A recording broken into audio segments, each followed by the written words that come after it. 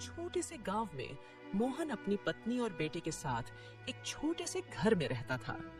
मोहन के माता पिता बचपन में ही गुजर चुके थे, इसलिए वह धनीराम के यहाँ मजदूरी करता था। उसकी पत्नी कुंती एक बड़े जमींदार के घर पर साफ सफाई का काम करती थी।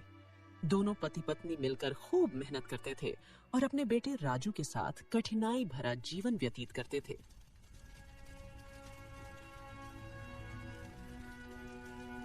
यूं तो हमेशा ठंडी के समय -2 डिग्री तापमान रहता था, लेकिन इस साल तापमान बहुत ही ज्यादा घट गया था, जिससे ठंडी भी बहुत जोरों से अपना कहर ढा रही थी।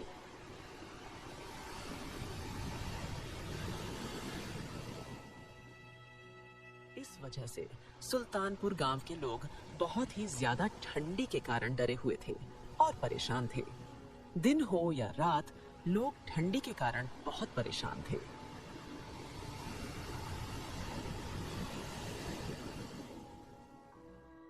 हे भगवान, यह कैसी लीला है आपकी। देख रही हो कुंती, इस साल कितनी ज्यादा ठंडी पड़ रही है। इतनी कड़ी ठंडी में काम करना भी बहुत मुश्किल हो गया है। घर से बाहर निकलते ही पैर ठंडी के मारे जमने लग रहे हैं। इतनी ज्यादा ठंडी में तो घर से बाहर निकलने का मन भी नहीं कर रहा। न जाने इस साल की ठंडी कैसे कटेगी। ठीक है कुंती, अब मैं काम पर चलता हूँ, नहीं तो सेठ गुस्से करेगा।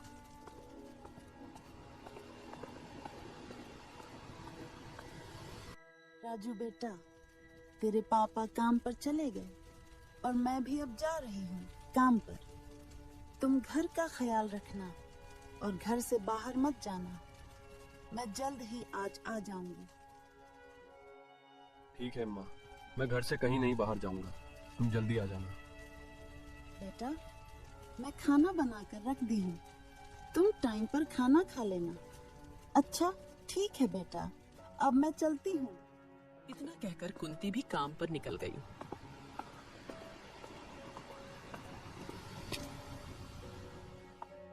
थोड़ी ही देर में कुंती जमींदार के घर पहुंची। जमींदार, जो स्वभाव से बेहद कठोर और क्रोधी था, अलाव के पास खड़ा हुआ अपने सेवकों पर चिल्ला रहा था। तभी जमींदार की नजर कुंती पर पड़ी और वह कुंती के ऊपर चिल्लाते हुए बोला, अरे कुंती, इतनी देर से आ रही हो? तुम्हें पता भी है कि इस ठंड में मेरे आदमी घर का काम जल्दी खत्म करना चाहते हैं। लगता है काम की कीमत नहीं समझती हो। मालिक, माफ कीजिए, आज ठंड इतनी ज्यादा थी कि जल्दी उठ नहीं पाई, लेकिन मैं जल्दी जल्दी सब काम निपटा दूंगी। बस बहाने बनाना तो तुम्हें आता है। अगर आज से काम में कोई भी कोताही हुई तो तुम्हारा हिसाब कर दूंगा। याद रखना, तुम्हारी जगह लेने वालों की कमी नहीं है। जमींदार की यह सब बातें सुनकर कुंती को बहुत दुख हुआ, लेकिन उसकी मजबूरी थी। वह चुपचाप अपना काम करने ही जा रही थी। तभी वहां जमींदार की पत्नी ठकुराइन आ जाती है। क्यों डांट रहे हो उसे इतनी ठंड में? वो भी इंसान है, काम करने आई है, यही क्या कम है? आपको थोड़ा सा भी दया नहीं आ रहा है इसके ऊपर? तुम्हें नहीं समझ आता? ये लोग हमारी सहानुभूति का फायदा उठाते हैं। इन्हें समय पर सबक सिखाना जरूरी है, नहीं तो यह हमारे सर पर चढ़कर नाचे लगेंगे और कोई भी काम ठीक से नहीं करेंगे। कुंती ने कुछ नहीं कहा। उसने सिर झुका लिया और अपने बेटे राजू की सोचते हुए जल्दी जल्दी काम खत्म करने में लग गई। लेकिन उसके मन में जमींदार के व्यवहार को लेकर आक्रोश पनपने लगा। इधर श्याम ठंड से कांपते हुए धनीराम के घर पर मजदूरी कर रहा था। धनीराम अपने खेतों का काम कराने के लिए श्याम और कुछ और मजदूरों को सख्त निगरानी में रखता था। अरे श्याम, काम ठीक से कर रहा है या ठंड के बहाने सुस्ताने की कोशिश कर रहा है? मैं मुफ्तखोरी बर्दाश्त नहीं करता। याद रहे, अगर आज मेरा काम पूरा नहीं हुआ तो मैं 1 भी रुपया नहीं दूंगा। नहीं मालिक, पूरी मेहनत कर रहा हूँ। ठंड बस थोड़ी ज्यादा है, इसीलिए हाथ पैर जम से रहे हैं। लेकिन आपका काम मैं पूरा करके ही जाऊंगा। आप चिंता ना करें मालिक। श्याम के चेहरे पर थकान साफ झलक रही थी। सुबह से ही ठंड में काम करते करते उसके हाथ अकड़ गए थे, लेकिन उसे अपने बेटे राजू और कुंती के लिए कमाना था। वह जानता था कि उसकी मेहनत ही उनका सहारा है। हे भगवान, ये कैसी परीक्षा ले रहे हो? इतने ठंडे मौसम में भी काम करना पड़ रहा है, लेकिन अगर मैंने काम छोड़ा तो सेठ मुझे काम से निकाल देगा और घर कैसे चलेगा? दिन धीरे धीरे ढलने लगा। श्याम ठंड में किसी तरह काम निपटाकर घर लौटने की सोच रहा था, लेकिन धनीराम ने उसे और देर तक रोक लिया। आज का काम पूरा करके ही जाना, समझा? नहीं तो कल से मत आना। अगर थोड़ा सा भी काम छूटा तो समझ तेरी नौकरी गई। जी मालिक, जैसा आप कहें। श्याम ने मन ही मन धनीराम को कोस रहा था, लेकिन उसे कुछ कहने की हिम्मत नहीं जुटा पा रहा था। उसकी मजबूरी ने उसे चुप करा कर रखा था। और इधर भी सुल्तानपुर गांव में ठंड अपने चरम पर थी। गांव के लोग ठंड से कांपते हुए अपने अपने घरों में दुबके हुए थे। अलाव जलाना भी मुश्किल हो गया था, क्योंकि सूखी लकड़ियों की कमी हो गई थी। गरीब परिवार तो और भी ज्यादा परेशान थे।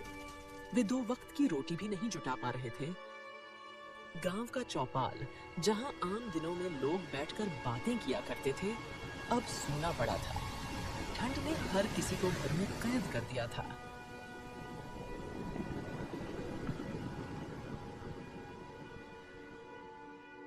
गांव का बुजुर्ग रामलाल, जो अक्सर गांव वालों को इकट्ठा कर कोई न कोई उपाय बताता था, इस बार भी चौपाल पर पहुंचा। उसने 4-5 लोगों को इकट्ठा करके कहा, अयो, ये ठंड बहुत भयानक है। अगर हम सब मिलकर कोई उपाय नहीं करेंगे तो कई लोग इसकी चपेट में आ जाएंगे। हमें जंगल से और लकड़ियां लानी होंगी और हर घर में अलाव जलाने की व्यवस्था करनी होगी। पर दादा, जंगल तक जाने की हिम्मत कौन करेगा? इतनी सर्दी में तो पैर भी जम जाते हैं और लकड़ियां काटने में पूरा दिन लग जाएगा। बेटा, डर से कुछ नहीं होगा। हमें एक दूसरे की मदद करनी होगी। ठंड के आगे हार मान ली तो गांव के कई घरों के चूल्हे ठंडे पड़ जाएंगे। गांव के लोग रामलाल की बात से सहमत तो हुए, लेकिन डर और परेशानी उनके चेहरे पर साफ झलक रही थी। सबने मिलकर फैसला किया कि कुछ लोग जंगल से लकड़ियां लाएंगे, जबकि बाकी लोग अलाव जलाने के लिए मिट्टी और पत्थरों की व्यवस्था करेंगे। लेकिन गांव वालों को अंदाजा नहीं था कि आने वाले दिनों में ठंड के साथ साथ और भी बड़ी मुसीबत उनका इंतजार कर रही है। सुल्तानपुर की यह सर्दी केवल मौसम की मार नहीं थी, बल्कि एक बड़ा इम्तिहान लेकर आई थी। श्याम के घर लौटने के बाद कुंती ने उसे राजू की तबीयत के बारे में बताया। मोहन ने राजू को देखा तो उसकी खांसी और ठंड से लाल पड़ा चेहरा देखकर चिंता में डूब गया। कुंती, ऐसा लगता है कि ठंड अब बर्दाश्त के बाहर हो रही है। घर में अलाव जलाना जरूरी है, लेकिन लकड़ियां कहां से लाऊं? धनीराम ने आज इतनी देर तक काम कराया कि लकड़ियां लाने का समय ही नहीं मिला। मैंने सोचा था कि जमींदार से कुछ मदद मांग लूंगी, लेकिन वो तो आज मुझ पर ही गुस्सा करने लगे। उन्होंने मेरी हालत तक नहीं देखी। जमींदार और धनीराम जैसे लोगों को हमारी तकलीफों से क्या मतलब? उनके घर तो हमेशा गर्म रहते हैं।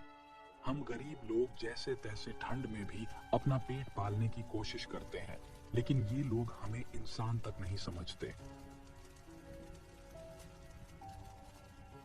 फिर कुंती ने रसोई में जाकर कुछ सूखी घास और टूटी लकड़ियां इकट्ठा की, जो उसने बचा कर रखी थी। श्याम, मैं कुछ लकड़ियां और घास बचा कर रखी थी। इनसे ज्यादा देर तक आग नहीं जल पाएगी, लेकिन राजू को ठंड से थोड़ा आराम मिल जाएगा। जैसे तैसे करके कुंती और श्याम ने अलाव जलाए, जिससे उनके घर थोड़े गर्म हो सके। कुंती, क्या ठाकुर आइन ने तुम्हारी कोई मदद नहीं की? वो तो आम तौर पर दयालु दिखाई पड़ती हैं।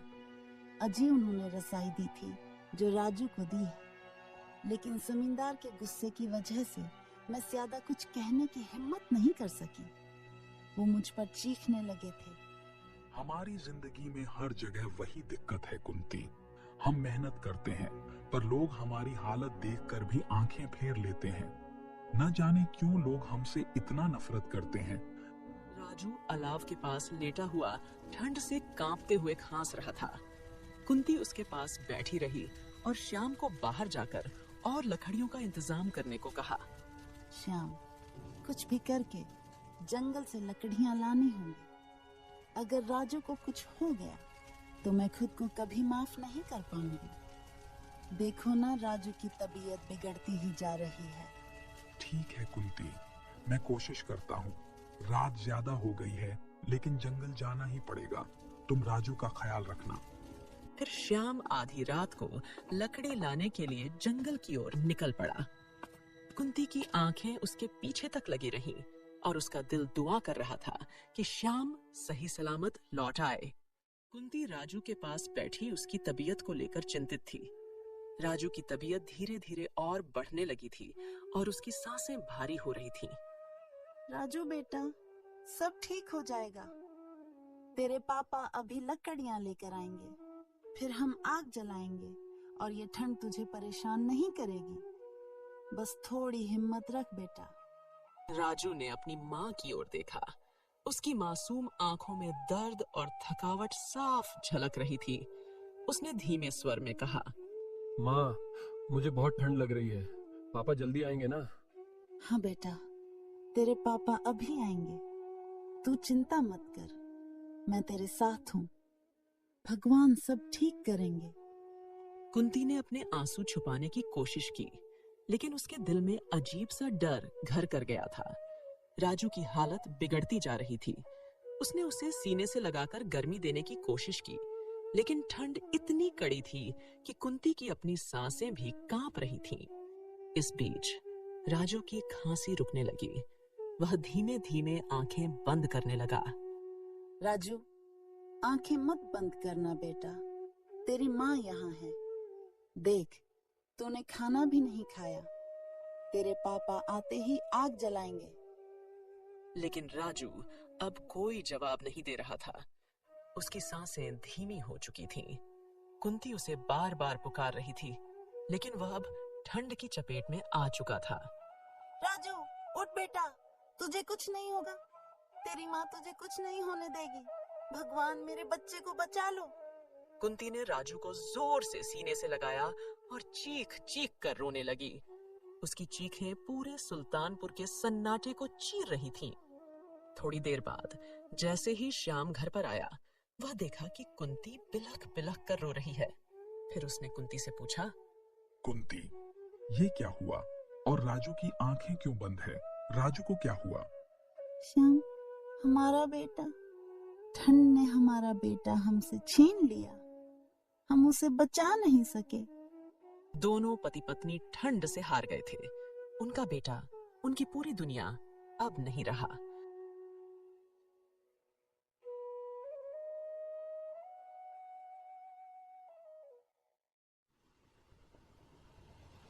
उनके रोने की आवाज ने पूरे गांव को झकझोर कर रख दिया।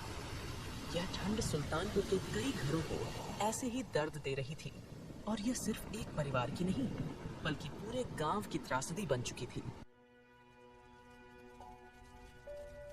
राजू की मौत के बाद कुंती और श्याम के जीवन में एक सन्नाटा छा गया।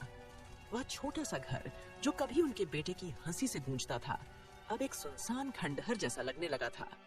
ठंड का कहर लगातार बढ़ रहा था और उनके दिलों में बेटे को खोने का गहरा दर्द जम चुका था। कुंती ने खाना बनाना बंद कर दिया। श्याम ने काम पर जाना छोड़ दिया। वे दोनों दिन रात बस एक कोने में बैठे रहते, राजू की यादों में डूबे हुए। कुंती अक्सर अपने बेटे के कपड़े हाथ में लेकर रोने लगती थी। अब बेचारे दोनों पति पत्नी राजू के मरने का शोक मना रहे थे। ऐसे ही कुछ दिन बीत गए और एक दिन कुंती अपने पति श्याम से कहती है, श्याम, अगर मैं उस दिन उसे रजाई में और अच्छे से लपेट पाती तो शायद हमारा राजू आज हमारे साथ होता। भगवान ने हमारे बेटे को हमसे क्यों छीना? कुंती, ये सब मेरी गलती है। अगर मैं वक्त पर लकड़ियां ला पाता तो राजू को बचा सकता था। मैंने अपने बेटे को बचाने में असफल रहा। ठंड का कहर लगातार जारी था। उनके पास लकड़ियां खत्म हो चुकी थीं और घर के कोने में रखा सारा सामान ठंड से बर्फ जैसा जम गया था। दोनों के शरीर कमजोर होते जा रहे थे। कुंती ने कई दिनों से कुछ खाया नहीं था और श्याम भी पूरी तरह टूट चुका था। एक रात जब ठंड अपने चरम पर थी, श्याम ने कुंती की ओर देखा। वह चुपचाप कोने में बैठी हुई थी, जैसे अपनी सारी ऊर्जा खो चुकी हो। कुंती, शायद अब हमारे पास भगवान के पास जाने का ही समय बचा है। यहाँ हमारी कोई जरूरत नहीं रही। हमारा बेटा हमें पुकार रहा होगा। हाँ श्याम, अब इस जीवन में कुछ बचा नहीं। ठंड ने सब छीन लिया। मुझे भी राजू के पास जाना है। मुझे और सहन नहीं होता। वह दोनों ऐसा कहकर अलाव के पास बैठकर सुबह का इंतजार करने लगे। अगली सुबह गांव वालों ने श्याम और कुंती को घर के अंदर एक दूसरे का हाथ पकड़े ठंड से जम चुके पाया। उनके चेहरों पर एक अजीब सी शांति थी, जैसे उन्होंने अपने बेटे के पास पहुंचकर सुकून पा लिया हो।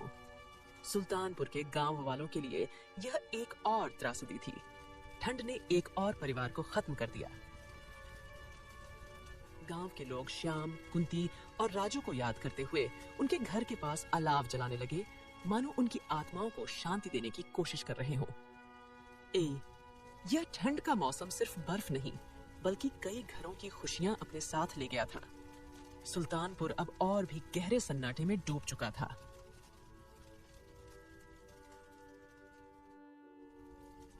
सुल्तानपुर के लोग श्याम, कुंती और राजू की कहानी को कभी नहीं भूल पाए। उनका घर, जो अब खंडहर बन चुका था, गांव के लोगों के लिए एक चेतावनी बन गया। गांव के बुजुर्ग अक्सर बच्चों को उस परिवार की कहानी सुनाते और कहते, ठंड से लड़ने के लिए हमें साथ रहना होगा। अगर हम एक दूसरे की मदद नहीं करेंगे तो और भी परिवार ऐसे ही खत्म हो जाएंगे। इस हादसे ने गांव वालों को झकझोर कर रख दिया। अब सभी ने ठंड से बचने के लिए एक दूसरे की मदद करनी शुरू कर दी।